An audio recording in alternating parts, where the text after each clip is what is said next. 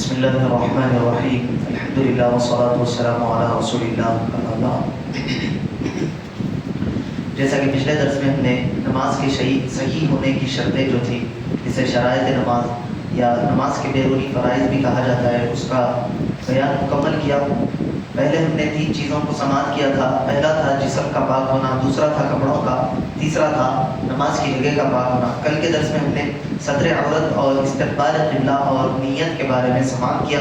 ستر عورت یعنی جسم کا وہ حصہ جس کو چھپانا اللہ تبارک و تعالیٰ نے ضروری قرار دیا ہے، وہ کیا ہے؟ مرد کے لیے ناف کے نیچے سے لے کر گھٹنوں کے نیچے تک یہ ہے، اور عورت کے لیے سوائے چہرہ، ہتھیلی اور پاؤں کا کچھ حصہ، اس کے علاوہ باقی عورت کا جسم کا ہر حصہ ستر عورت کے اندر آتا ہے، یہاں تک کہ عورت کے بال بھی ستر عورت کے اندر آتے ہیں، اس کو بھی چھپانا چاہیے۔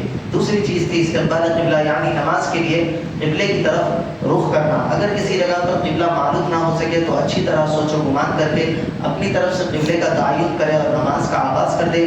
اگر دوران نماز وہ آپ کی سوچ تبدیل ہوتی ہے تو پھر آپ کو بھی نماز کا رخ جو ہے بدلنا ہوتا ہے قبلے کا۔ اگر نہیں بدلتے ہیں تو نماز نہیں ہوتی۔ اگر بغیر سوچے سمجھے کسی ایسے مقام پر آپ نماز ادا کر لیتے ہیں جہاں پر آپ کو قبلہ پتہ نہیں ہے تو بغیر سوچے سمجھے پڑھنے کی وجہ سے بھی نماز آپ کی صحیح نہیں ہوتی۔ یہ بھی ہم نے سماعت کیا۔ تیسری چیز تھی نیت۔ نیت کے بارے میں فرمایا گیا کہ نیت نام ہے دل کے ارادے کا۔ آپ جو ارادہ لے کر مسجد کو آتے ہیں یا جس ارادے سے جانماز بچھا کر آپ نماز کا آغاز کرتے ہیں، یہی آپ کی نیت ہے۔ اگر الفاظ میں یا نماز کا نام لینے میں کچھ گڑبڑ ہو جاتی ہے تو اس الفاظ اور گڑبڑ کا کوئی رول نہیں اس میں نہیں ہوتا۔ نیت اصل دل کے ارادے کا نام ہوتا ہے۔ نیت کر کے پھر آپ جو نماز پڑھتے ہیں وہ آپ کی نماز ادا ہو جاتی ہے۔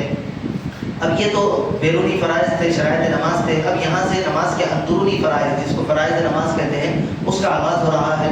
فرماتے ہیں کہ نماز کے اندرونی فرائض 7 ہیں۔ پہلا ہے تکبیر تحریمہ، دوسرا ہے قیام، تیسرا ہے قراءت، چوتھا ہے رکوع، پانچواں ہے سجدہ، چھٹا ہے قید آخرہ، اور ساتواں ہے نماز کو اپنے فعل یعنی اپنے ارادے سے ختم کرنا۔ پہلا جو ہے توضیح ہے رکن اول تکبیر تحریمہ۔ اس کے بارے میں فرماتے ہیں کہ تکبیر تحریمہ یعنی نماز شروع کرتے وقت اللہ اکبر کہنا فرض ہے۔ اس کو تحریمہ اس لیے کہا جاتا ہے، انسان جب اللہ اکبر کہہ کر کھڑا ہو جاتا ہے تو اس کے لیے جو جائز اور مباح چیزیں ہیں، کھانا پینا جو حلال ہے، بات چیت کرنا، گفتگو کرنا، یہ چیزیں اس کے لیے جائز ہے، لیکن جیسے ہی اللہ اکبر کہتا ہے یہ چیزیں بھی اس پر حرام ہو جاتی ہیں۔ اگر اس میں سے کوئی چیز کھا لیتا ہے، پی لیتا ہے یا بات کرتا ہے تو پھر اس کی نماز ٹوٹ جاتی ہے۔ اسی لیے یہ تکبیر جو ہے یہ حلال چیزوں کو بھی حرام کر دیتی ہے، اسی لیے اس کو تکبیر تحریمہ کہا جاتا ہے۔ اللہ اکبر میں لفظ اللہ کے الف کو کھینچ کر یا ایک اور الف بڑھا کر اللہ یا اللہ کہنا یا اکبر کے با کو بڑھا کر اکبار کہنا درست نہیں۔ اگر غلطی سے یہ ایسا کہے تو اس کی نماز اسٹارٹ نہیں ہوتی، نماز فاسد ہو جاتی ہے۔ اور اگر جان بوجھ کر قصدن ارادتاً کوئی ایسا کرتا ہے اللہ یا اکبر، غلطی اس میں اللہ اکبر میں کرتا ہے، تو پھر ایسے شخص کے بارے میں علماء کرام نے کہا کہ یہ نماز کا مذاق اڑا رہا ہے، اس مذاق اڑانے کی وجہ سے وہ کافر ہو جاتا ہے۔ تو نماز کے جو شرائط ہے، فرائض ہے، اس کو اچھی طرح میں جان لینا چاہیے۔ نیز اللہ میں نام کے بعد کے الف کا اظہار کرنا ضروری ہے، یعنی اللہ یہ جو نام ہے اس کا اظہار ہونا چاہیے، ورنہ ان تمام صورتوں میں تحریمہ صحیح نہیں ہوگی۔ جب تحریمہ صحیح نہیں ہوئی تو پھر نماز بھی آپ کی اسٹارٹ ہی نہیں ہوئی، نماز پڑھنا پورا رائگاں ہو جاتا ہے۔ تکبیر تحریمہ نیت کرنے کے ساتھ ہی کہنا چاہیے اور حالت قیام میں یعنی سیدھے کھڑے ہو کر کہنا چاہیے، ورنہ نماز صحیح نہیں۔ مثلا امام کو رکوع میں پایا اور اللہ اکبر حالت قیام یا کم از کم ایسی حالت میں کہا جو بنسبت رکوع کے قیام سے قریب تر تھی تو نماز صحیح ہے، اور اگر جھکے ہوئے کہا یا لفظ اکبر کو رکوع میں جا کر ختم کیا تو نماز نہ ہوگی۔ یہ غلطی ہمارے پاس ہوتی ہے جب دیکھتے ہیں کہ امام صاحب رکوع میں چلے گئے ہیں، جلدی جلدی نماز میں ملنے کی وجہ سے ایک رکعت کو مل جائے، جلدی جلدی کھڑے ہوتے ہی اللہ اکبر کہہ کے رکوع میں چلے جاتے ہیں۔ یاد رکھیں نماز میں ملنے کا صحیح طریقہ یہ ہے، اگر آپ کو اطمینان ہے کہ آپ 2 تکبیریں کہنے تک امام صاحب رکوع میں رہیں گے تو جب آپ ملیں گے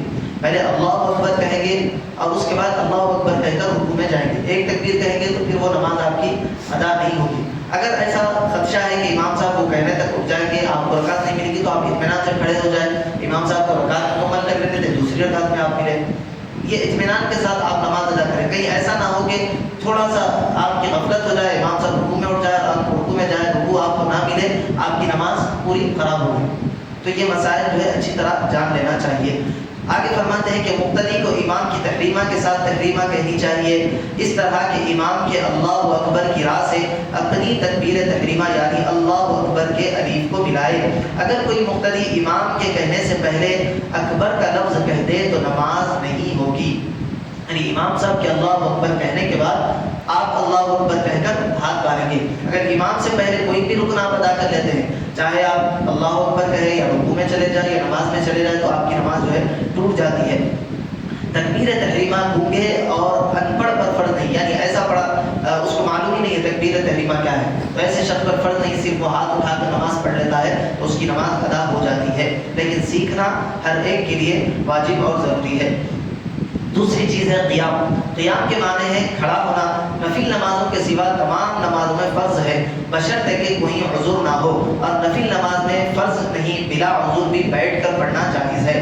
قیام بمقدار ایک آیت کی فرض ہے اور بقدر سورہ فاتحہ اور ایک چھوٹی سورت کے واجب ہے، اور اس سے زیادہ سنت و مستحب ہے.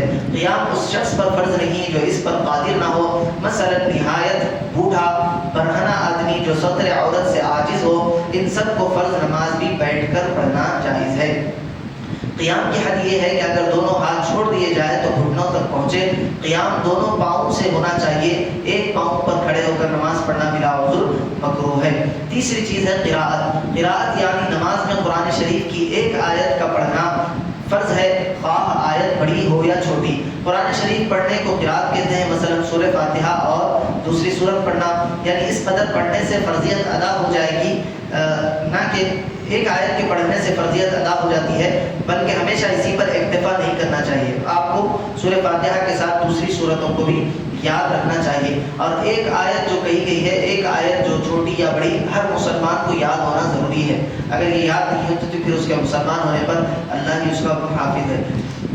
آگے ارشاد فرماتے ہیں کہ قراءت اسی شخص پر فرض ہے جو اس پر قادر ہو، یعنی اس کو پڑھنا آتا ہو. قراءت فرض نمازوں کی صرف 2 رکعتوں میں فرض ہے، خواہ پہلی ہو یا پچھلی، لیکن پہلی 2 رکعتوں میں قراءت واجب ہے. یعنی قراءت جو فرض نماز ہے، پہلی 2 رکعتوں میں، پہلی دوسری رکعتوں میں سورہ فاتحہ کے بعد ہم سورہ پڑھیں گے. تیسری اور چوتھی رکعت جو ہوتی ہے دوسرے قاعدے کے بعد، پہلے قاعدے کے بعد، تو اس میں صرف سورہ فاتحہ پڑھنا ہے. تو پہلی رکعتوں کو فوقیت دی جائے گی. اور وتر سنت نفل نمازوں کی سب رکعتوں میں فرض ہے. فرض نماز ہے تو صرف پہلی ابتدائی 2 رکعتوں میں سورہ فاتحہ اور ضم سورہ پڑھیں گے، اور دوسری 2 رکعتوں میں صرف سورہ فاتحہ پڑھ کر نماز اپنی مکمل کریں گے. اور سنت نماز آپ یا وتر کی نماز ہے 3 رکعت ہے، سنت 4 رکعت کی ہوتی ہے. اس کے علاوہ کوئی اور آپ نماز پڑھ رہے ہیں تو ہر رکعت کی ہر قراءت میں آپ کو سورہ فاتحہ کے بعد ضم سورہ پڑھنا ہے، سوائے فرض کے. فرض کی 2 رکعتوں میں نہیں پڑھنا ہے آخر کی، باقی ہر نماز کی ہر رکعت میں آپ کو سورہ فاتحہ کے ساتھ کوئی دوسری سورت کا ملانا ضروری ہے. قراءت صحیح حروف کے ساتھ ادا ہونی چاہیے. اگر کوئی باوجود قدرت ادا نہ کرے تو نماز ادا نہیں ہوگی. البتہ معذور مثلا وہ شخص جس کی زبان میں لکنت ہو اس حکم سے مستثنیٰ ہے، یعنی جس کو اللہ تبارک و تعالیٰ نے اچھی زبان دی، اچھی گویائی دی، اچھا بات کرنے آ رہا ہے، تو اس کو ضروری ہے، لازم ہے کہ وہ قراءت سیکھے، قرآن کا اچھا تلفظ کرنا سیکھے. ہاں اگر کسی کے زبان میں اللہ نے لکنت رکھی ہے، کسی کو پڑھنا بولنا نہیں آتا، بات کرنا نہیں آتا، وہ اس حکم سے مستثنیٰ ہے، وہ جس طرح بھی چاہے اللہ تعالیٰ قبول فرما لیتا ہے. مقتدی امام کے پیچھے کسی نماز میں قراءت نہ کرے بلکہ خاموش کھڑا رہے، کیونکہ امام کی قراءت عین مقتدیوں کی قراءت ہے. امام کی قراءت کے بارے میں آیا ہے کہ امام جو قراءت پڑھتا ہے وہ سارے مقتدیوں کے لیے کافی ہو جاتی ہے. تو جب آپ امام کی ابتدا میں آئے تو آپ قیام کے اندر صرف کھڑے رہیں گے خاموشی کے ساتھ. باقی دوسرے ارکان میں رکوع ہے، سجود وغیرہ ہے، اپنی تسبیحات قاعدے میں جو تشہد وغیرہ ہے یہ سارا پڑھیں گے، لیکن قراءت امام کی قراءت آپ کے لیے کافی ہو جائے گی. چوتھی چیز ہے رکوع. رکوع یعنی ہر رکعت میں ایک دفعہ اس قدر جھکنا فرض ہے کہ دونوں ہاتھ گھٹنوں تک پہنچ جائے. فقط سر کا جھکانا رکوع کے لیے کافی نہیں، دونوں ہاتھوں کا اچھا سا پکڑ لینا اور بیٹھ کر رکوع کرنے میں بے پیشانی گھٹنوں کے مقابل آ جائے۔ کھڑے ہو کر رکوع ادا کر رہے ہیں تو دونوں ہاتھ گھٹنوں تک پہنچنے چاہیے اور آپ کی پیٹھ اور سر وغیرہ پورا ایک لیول ہونا چاہیے، اور بیٹھ کے کر رہے ہیں تو اس طرح جھکے کہ آپ کی پیشانی گھٹنوں کے قریب آ جائے۔ صرف جھکنا فرض نہیں، کچھ دیر تک جھکے صرف جھکنا فرض ہے، کچھ دیر تک جھکے رہنا فرض نہیں۔ اگر کسی کی پیٹھ رکوع کی حد تک جھکی ہوئی ہو، جیسے کوبڑا جس کو کہتے ہیں، تو وہ رکوع کے لیے سر سے اشارہ کرے، یعنی کسی کی کمر میں پہلے سے ایسا کوئی مرض ہے کہ انسان ہی جھکا ہوا ہے، اب اس کا سر نیچے کی طرف ہی جھکا ہوا ہے، تو ایسے شخص کے لیے صرف اشارے سے رکوع کر لینا یہ کافی ہو جائے گا۔ یہ 4 چیزیں ہم نے نماز کے اندرونی فرائض کے بارے میں سماعت کی۔ انشاءاللہ آگے کی 3 چیزیں کل کے درس میں سماعت کریں گے۔ اللہ تبارک